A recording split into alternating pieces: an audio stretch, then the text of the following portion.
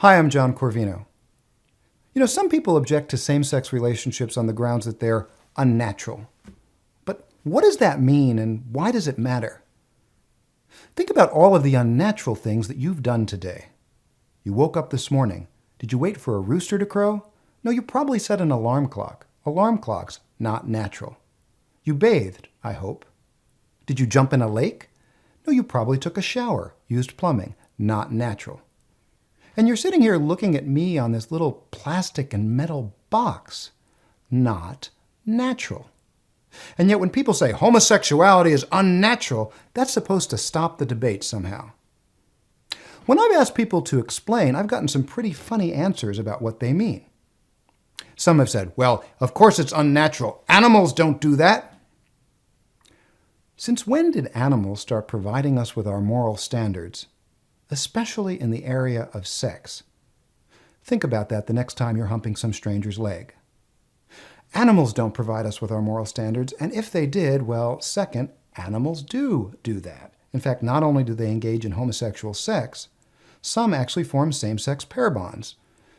People are always sending me studies about this sort of thing. Gay penguins in Central Park. It's true, you can look it up. Lesbian seagulls. Lesbian seagulls? What do they have, like short haircuts and Birkenstocks or something? It's all very interesting. It's not going to solve any moral problems for us. And then they say, no, that's not what we mean. We mean it violates the natural purpose of the sexual organs, which is procreation. Except that a lot of our organs have multiple purposes. I can use my mouth for talking, for singing, for breathing, for licking envelopes, for blowing bubbles, for kissing a woman, or for kissing a man. And it seems very arbitrary to say, well, all of those are natural except the last one. Now, obviously, one purpose of the sexual organs is procreation. But is that the only legitimate purpose? Straight people often have sex even when they don't want children yet, don't want any more children, or can't have children. Why? Because they recognize that sex has other important purposes, like expressing affection, building intimacy, pursuing sexual joy for its own sake.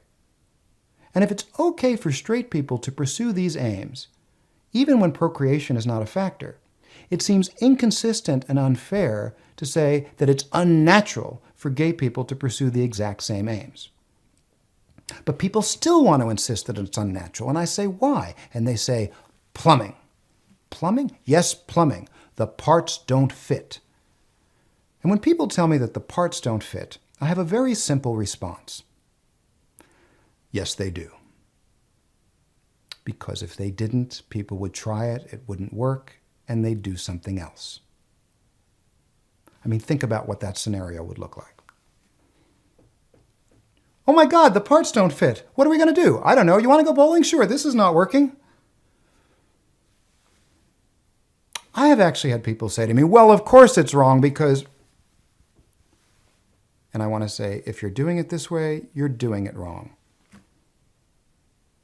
And the more serious response to this is, anytime we reduce people and their lives and their relationships to this, to parts, that's dehumanizing. And it's ironic because it's usually opponents of homosexuality who say that we treat sex as this base, animalistic thing devoid of meaning, when in fact that's what they're doing in this case. Frankly, I think when people say homosexuality is unnatural, it's just a fancy, dressed-up way of saying it's icky. And that's no substitute for a serious moral argument.